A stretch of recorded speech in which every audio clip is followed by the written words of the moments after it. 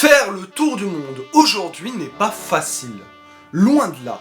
Alors imaginez au début du XVIe siècle. C'est l'exploit extraordinaire qu'a réussi l'équipage du navigateur portugais Ferdinand Magellan. Découvrons ensemble l'histoire de cet explorateur légendaire.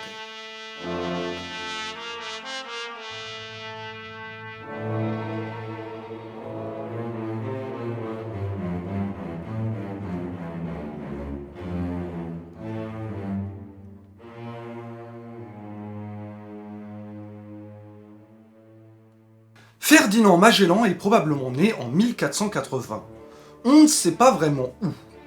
De nombreuses villes prétendent l'avoir vu naître. Sabroza, Ponte da Barca, Villanova de Gaia ou encore Porto. C'est cette dernière ville qui obtient la faveur de la plupart des historiens.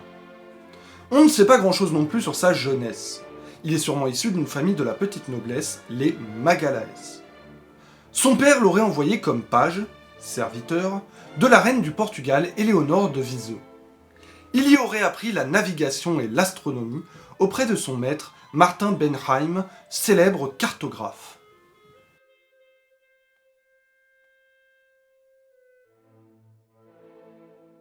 La première mention historiquement fiable de Magellan date de 1505. Il travaille pour le vice-roi des Indes portugaises. Il combat à de nombreuses reprises dans les Indes, notamment lors de la prise de Malacca, et commerce du poivre. 8 ans plus tard, en 1513, il revient au Portugal et repart directement pour le Maroc. Il fait partie d'une flotte chargée de prendre la ville d'Azemmour. Lors de la bataille, il sera blessé au genou et deviendra boiteux à vie. Magellan n'est pas très apprécié par le roi Manoel. Certaines accusations de commerce avec les Maures planent sur lui, et le roi refuse d'augmenter sa pension. Magellan demande à être libéré de ses obligations et propose ses services au roi d'Espagne, le jeune Charles Quint.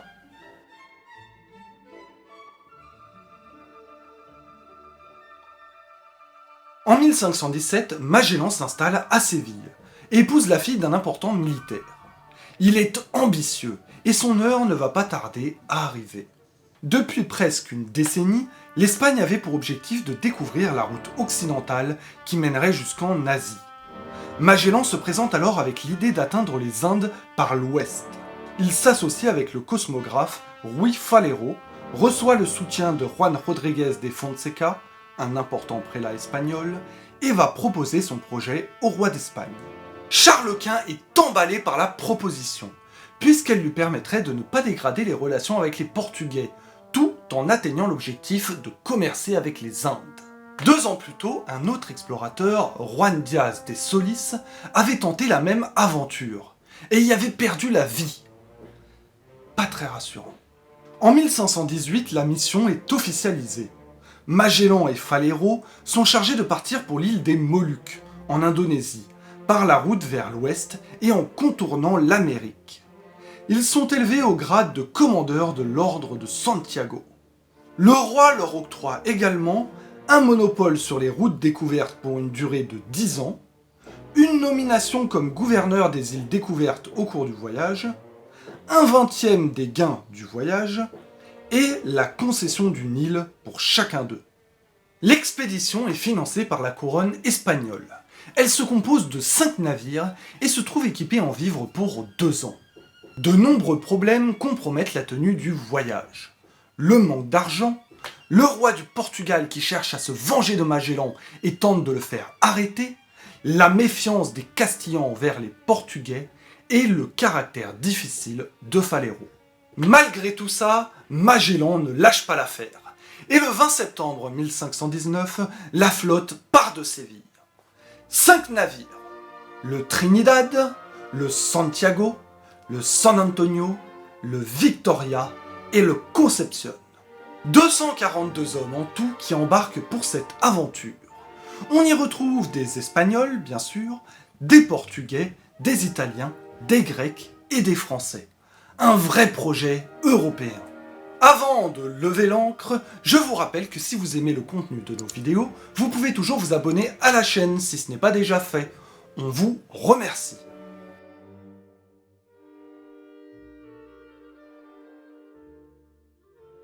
On a beaucoup d'informations sur le voyage, grâce à l'Italien Antonio Pigafetta qui tiendra un journal de bord. En décembre 1519, la flotte arrive près des côtes du Brésil. Ils y restent 15 jours et repartent. L'objectif est de longer le sud de l'Amérique dans le but de contourner le continent. En mars, Magellan décide d'hiverner en Patagonie. Les températures sont froides et continuer dans ces conditions pourrait s'avérer dangereux. C'est finalement cet arrêt qui s'avérera compliqué. 3 des capitaines de navires vont se rebeller et créer une mutinerie. Ils s'inquiètent de leurs chances de survie pour cette mission. Une bonne partie des marins restent fidèles à Magellan et tout rentre dans l'ordre. 2 capitaines seront exécutés et un autre abandonné sur une île. Magellan décide d'amnistier les autres marins ayant participé à la mutinerie. Il faut le comprendre, la route est encore longue et il ne peut pas se passer d'une partie de l'équipage. Magellan envoie le Santiago en reconnaissance pour trouver le passage tant espéré. Mais le navire échoue. Finalement, il repart avec toute sa flotte. En octobre, Magellan aperçoit un cap marquant l'entrée d'un détroit, qu'il va baptiser Cap des Vierges. Il passe devant la terre de feu entre l'Argentine et le Chili. Ce détroit qui va leur permettre de traverser l'Amérique jusqu'au Pacifique s'appellera ensuite le détroit de Magellan. On avance, mais les problèmes de mutinerie ne sont pas terminés. Le capitaine du San Antonio, Estevão Gomes, se rebelle et repart pour l'Espagne à Séville. Il emmène avec lui ses vivres, ses marchandises et 55 hommes. Le 27 novembre 1520, la flotte arrive au bout du détroit et découvre l'océan. Cet océan parut si calme à Magellan qu'il le baptisa Océan Pacifique. Et oui, ça vient de là. Le but étant les îles Moluques, le voyage continue. Les conditions deviennent insupportables. Il n'y a plus d'eau potable et les rations sont minimes. À tel point que les marins doivent manger des rats et des chats. Vous ajoutez à ça le scorbut et vous comprenez que l'on n'est pas sur une croisière de luxe.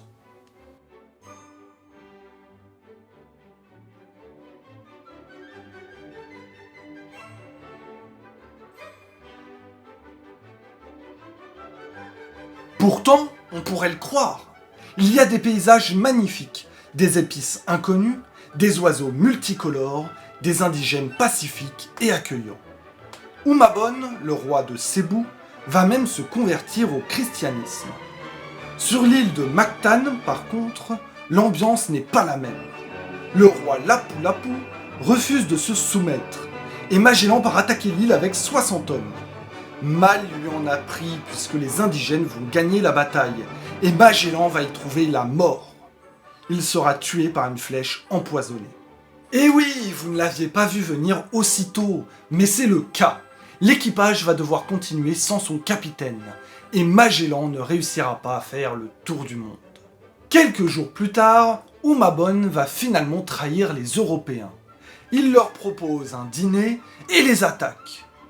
Seuls les marins présents sur les navires vont réussir à survivre. Une autre époque.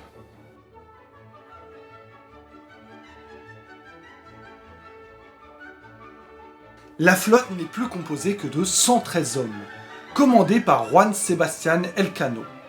Un nombre de marins insuffisant pour manœuvrer 3 bateaux.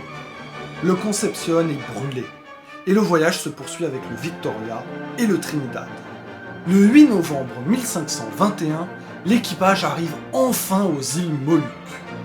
Les marins se ravitaillent, chargent leur navire d'épices et se préparent à repartir. Mais le Trinidad rencontre un problème et va devoir rester à quai plusieurs mois. Les marins restés à bord repartiront 4 mois plus tard. La moitié d'entre eux vont mourir sur le chemin du retour et le reste sera attaqué par les Portugais. Il ne reste donc que le Victoria et ses 60 marins pour réussir jusqu'au bout la mission. Le 6 septembre 1522, le navire arrive en Espagne avec seulement 18 marins.